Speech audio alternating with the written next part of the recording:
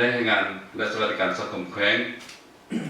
รัฐมนตรีกระทรวงแรงงานและสวัสดิการสังคมพบปะอบรมแผนกแรงงานและสวัสดิการสังคม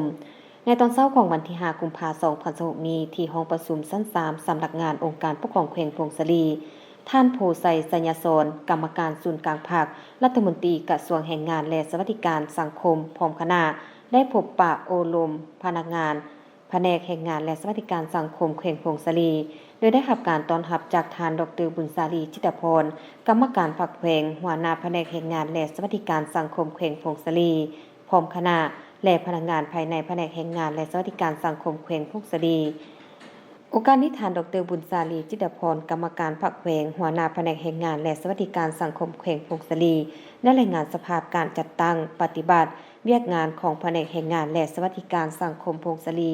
ในระยะปี 2025 ผ่านมาและผ่านทิศทางแผนการซึ่งแขนงการแรงงานและสวัสดิการสังคมแขวงพงศรีมีพนักงานทั้งหมด 92 ท่านหญิง 46 ท่าน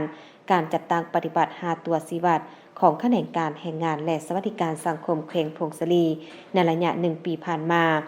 การพัฒนา4มือแรงงานปฏิบัติได้219 คนกว่า 15.6 ส่วนห้อยบริการจัดหางานปฏิบัติใด163 คนกว่า 10.8 ส่วนห้อย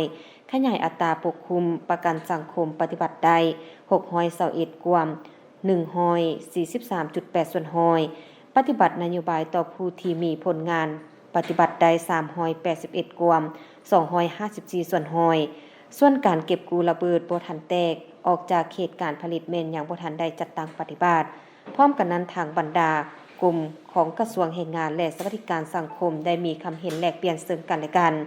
จากนั้นท่านโพไซสัญญาสรกรรมการศูนย์กลางภาครัฐมนตรีกระทรวงแรงงานและสวัสดิการสังคมได้มีความเห็นโอรมซึ่งท่านได้ย่องยอสมเสยต่อผลงานที่ทางแผนกแรงงานและสวัสดิการสังคมแขวงพงศรีญาติมาได้และเน้นหนักให้สืบต่อศึกษาคมการเมืองแนวคิดค้นคว้าเผยแพร่เสื่อมซึมให้กว้างขวางติดพันกับการปรับปรุงกงจากการจัดตั้งให้มีความเข้มแข็งพัฒนาตนเองสร้างความเข้มแข็งด้วยตนเองตามเศรษฐกิจเอกราชเป็นเจ้าตนเองปรับปรุงแบบแผนวิธีนำพายกระดับด้านบุคลากรพัฒนาสีมือแห่งงานให้ตอบสนองได้ตามความต้องการนำไส้ทาแห่งของแขวงตุนที่ติดพันกับแขนงการหมุนไส้เข้าในการพัฒนาหัวพันหัวมือกับต่างประเทศขุดค้นทาแห่งดึงดูดการช่วยเหลือเข้าพัฒนาแขวงพงศรี